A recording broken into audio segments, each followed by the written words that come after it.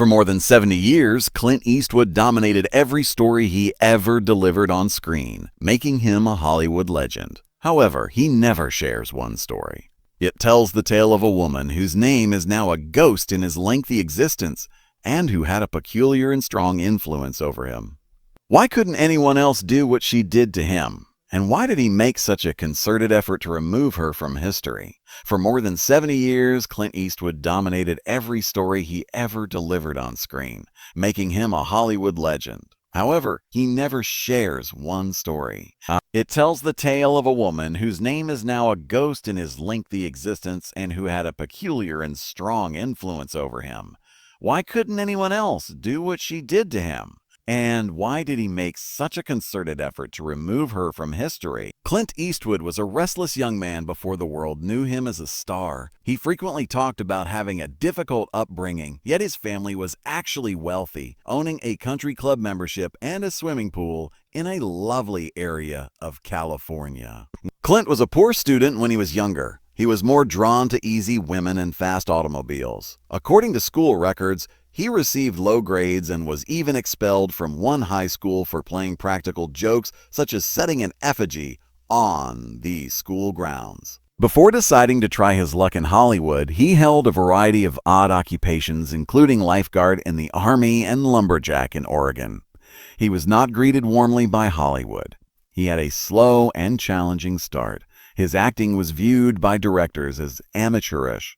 They described him as clumsy and rigid, and used his teeth to deliver his sentences. He kept failing his auditions. He had a meager first contract with Universal Studios, which ended when he had a few small parts in B movies. He battled for years, digging swimming pools to get money and questioning if he should completely quit acting. He developed a strong work ethic and a desire to be in charge of his own fate as a result of this protracted, difficult path to achievement.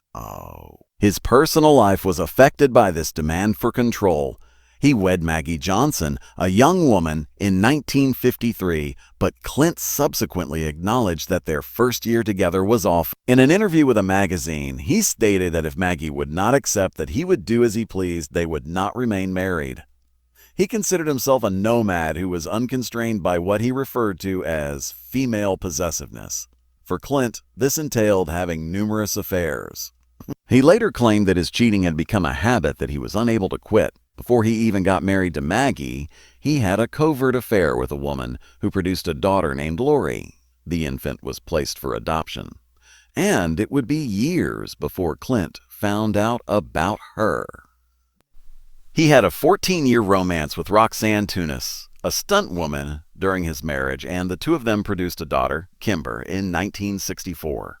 Maggie Johnson lived in what was referred to as an open marriage and appeared to accept this arrangement. Clint made sure that no one could possess him by keeping all of his romantic partners at a distance.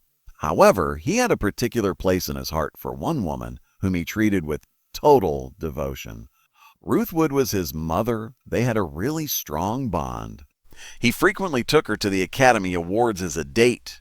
He referred to his mother as the most significant woman in his life, while standing on stage in front of the entire world in 1993, the year he won the Oscar for his film Unforgiven. The cameras weren't the only reason he said it. According to friends, he was genuinely committed to her and always asked for her counsel. His mother was the one who initially recommended that he cast Meryl Streep in Madison County Bridges. He took care of her till her death at age 97. His life developed a distinct pattern as a result. For Clint Eastwood, there were two types of women. He loved and appreciated the mother figure who supported him without attempting to exert control over him. Then there were his love partners, whom he avoided because he was worried they would try to take advantage of him. He maintained these two worlds apart for decades, but a storm was approaching. He would soon come across a woman who didn't fall into either group. A lady who would question all of his preconceived notions about control and love. Sandra Locke was her name. She was born in Shelbyville, Tennessee, a small town, and had a difficult upbringing. She claimed that although Sandra's parents were aloof and uninvolved, she was incredibly intelligent and motivated. She had a skill that her small town could not contain, and she was the top student with lofty aspirations and the valedictorian of her class. A national talent hunt was conducted in 1967 for the film The Heart is a Lonely Hunter. Sandra tried out and got the role. Her performance was so strong in her debut movie that she received an Academy Award nomination for Best Supporting Actress. Hollywood acknowledged her as a genuine talent right away. Sandra's life, however, was not like other actresses. She spent several years keeping a secret. She married Gordon Anderson, her childhood best friend, in 1967. Theirs was hardly an ordinary marriage. Their connection was entirely platonic, and Gordon was gay. He served as her best friend, mentor, and source of emotional support. They maintained their legal marriage throughout her life, providing a steady and unwavering presence in a constantly shifting world. The true sparks ignited 3 years later in 1975, but Clint Eastwood had already met Sandra in 1972 during a meeting on the Universal Studios site. Fun. Sandra was chosen as Clint's love interest while he was starring and directing in a brand new Western called The Outlaw Josie Wales. Their bond was immediate and unmistakable on the dusty movie set in Arizona. There was genuine chemistry that viewers would subsequently witness on television. Despite the fact that Sandra was still married to Gordon and Clint was still married to Maggie, they moved in together while the film was being made. In a weird way, Sandra was Clint's ideal companion because of her unique marriage to Gordon. She didn't want a conventional husband to provide her with a family and a home. That need was met by the strong emotional connection she already shared with Gordon. This implied that she was open to the kind of passionate, all-consuming romance Clint provided, free from the demands of a typical marriage, which she greatly dreaded. If a man didn't want to be owned, it seemed like the ideal fit. However, the same factor that enabled their love would also sow the seeds for its demise. Sandra had conflicting allegiances. Clint would never be able to sever her strong bond with another man, and this would eventually turn into a threat that a man who needed complete control could not stand. Their relationship's early years seemed like a Disney fantasy. According to Sandra's autobiography, Clint shared with her things he had never shared with anyone else. He revealed that before to meeting her, he had never experienced true love. This was a startling statement for a man who was notorious for having numerous affairs. For her, he even composed a song with the lyrics, "She made me monogamous. She was different," he was telling her. It was she who at last brought the outlaw under control. They rose to prominence as one of Hollywood's most well-known couples. Together, they produced 6 films in just 7 years, demonstrating their inseparability. They starred in the grim, filthy, hairy film Sudden Impact, the wildly successful comedy Every Which Way But Loose, and the suspenseful thriller The Gauntlet. Sandra was the first actress to ever receive star billing in one of Clint's movies, aside from the renowned Meryl Streep. Their personal and professional lives were totally entwined, making them a power couple. However, a darker pattern was beginning to show through the glitzy exterior. Sandra's entire universe started to take on the shape of Clint's demand for control. He demanded that she solely collaborate with him. Other directors ceased to call. The industry started to view her as Clint Eastwood's girlfriend, creative collaborator, and appendage rather than as an independent Oscar-nominated actress. Her career, which had before seemed so promising on its own, was now entirely dependent on his. She was living under his shadow, which was getting bigger each year. She would soon be asked to make an even greater sacrifice that would permanently alter her life at Clint's request. Clint made it plain that he didn't want any more kids. According to Sandra, she had 2 pregnancies in the late 1970s. He persuaded her to have an abortion both times. She later expressed her sadness over the second one in a letter, saying she thought the child would have been exceptional. He persuaded her to take a permanent action following the second surgery. She had a procedure called a tubal ligation, which would prevent her from ever becoming a mother. This was the pinnacle of their relationship's power dynamics and a gesture of devotion. In exchange for a future with him, Sandra forfeited the chance to start a family, a decision she would never be able to reverse. She thought they would always be together, and it was a future based on his conditions. An unspoken promise was formed between them as a result of this irrevocable sacrifice. It was an agreement that Clint Eastwood would eventually rain egg on in the most heinous manner possible. Clint Eastwood was covertly creating a new life with someone else. Sandra Locke was creating a life with a guy she thought was finally committed to her. The man who sang about monogamy started a covert relationship with Jocelyn Reeves, a flight attendant, in the early 1980s. Clint fathered 2 children with Ghislaine while residing with Sandra, so this was more than simply a passing affair. It was a serious long-term lie. In 1986, a son named Scott was born, and in 1988, a girl named Catherine.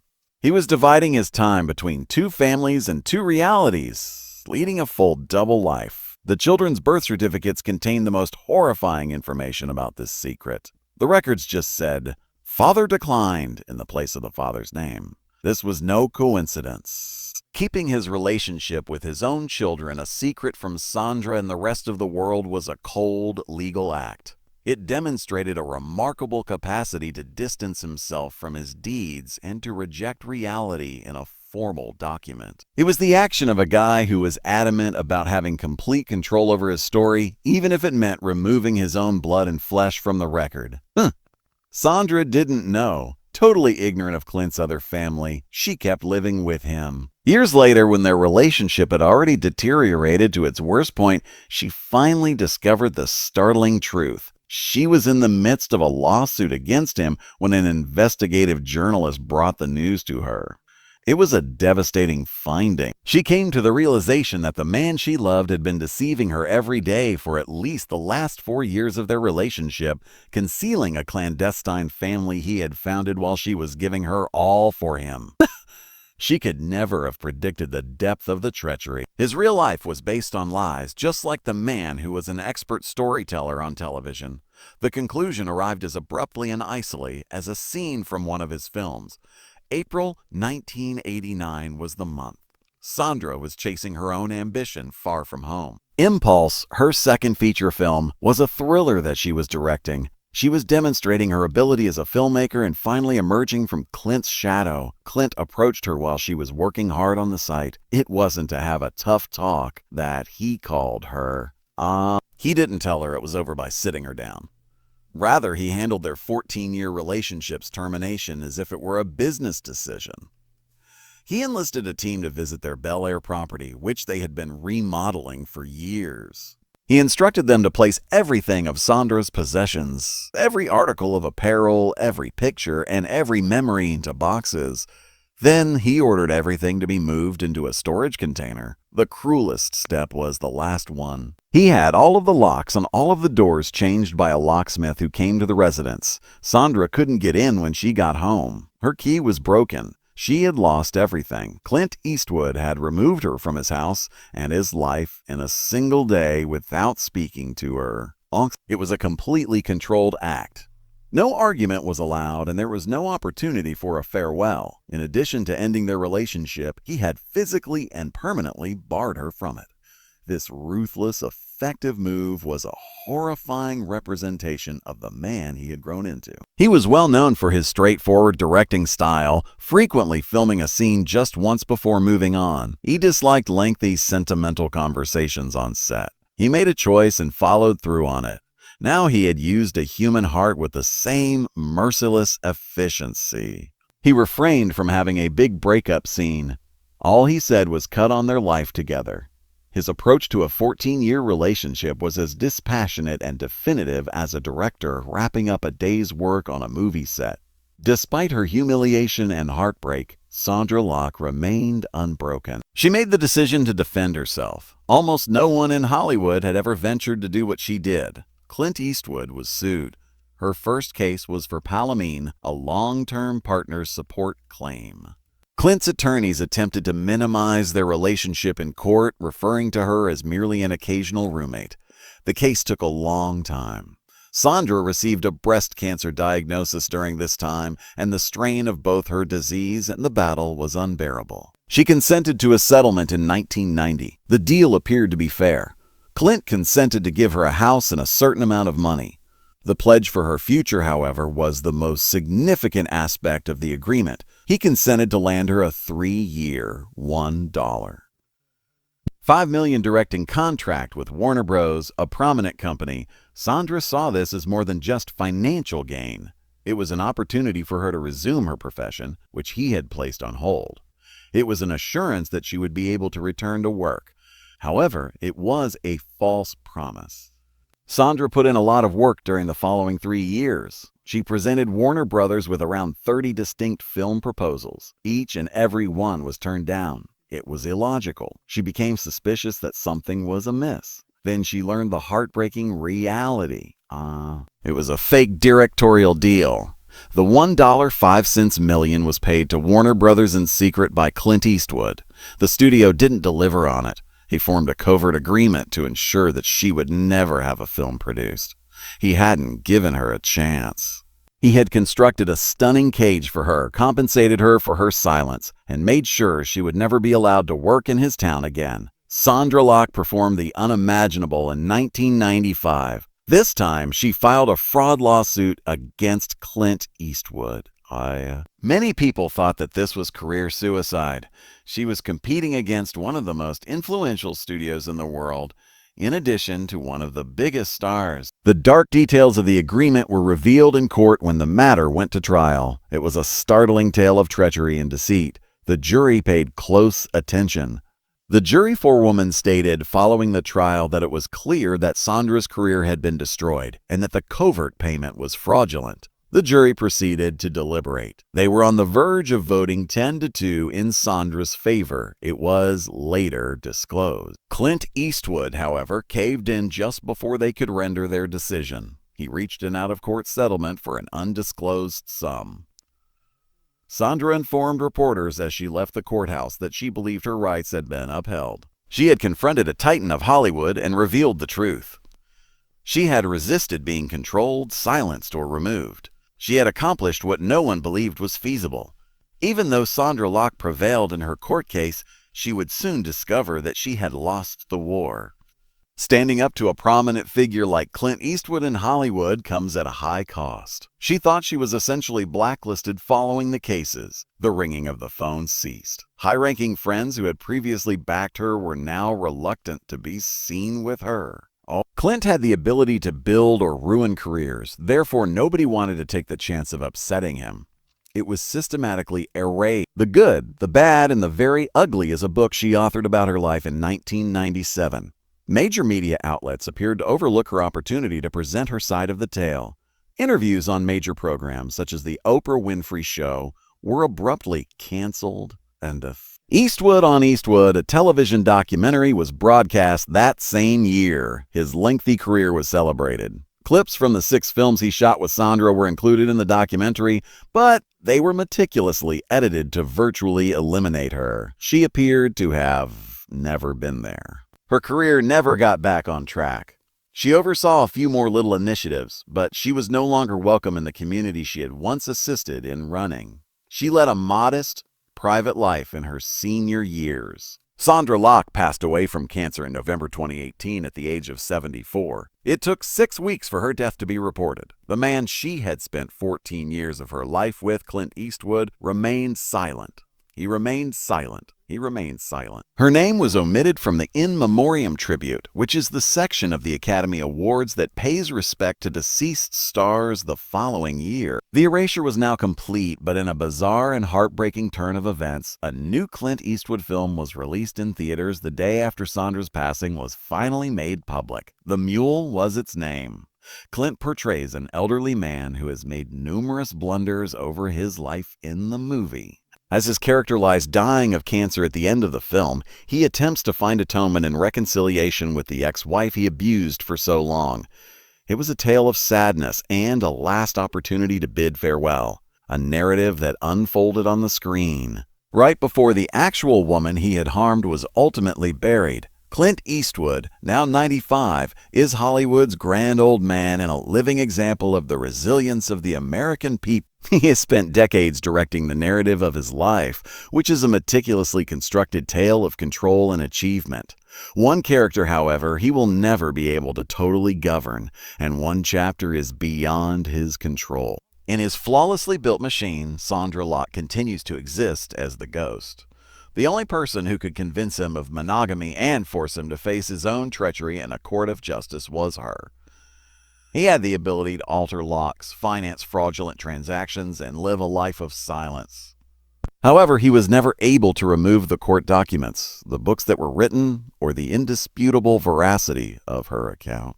The last thing she could do was to take over the one aspect of his life that he was unable to control.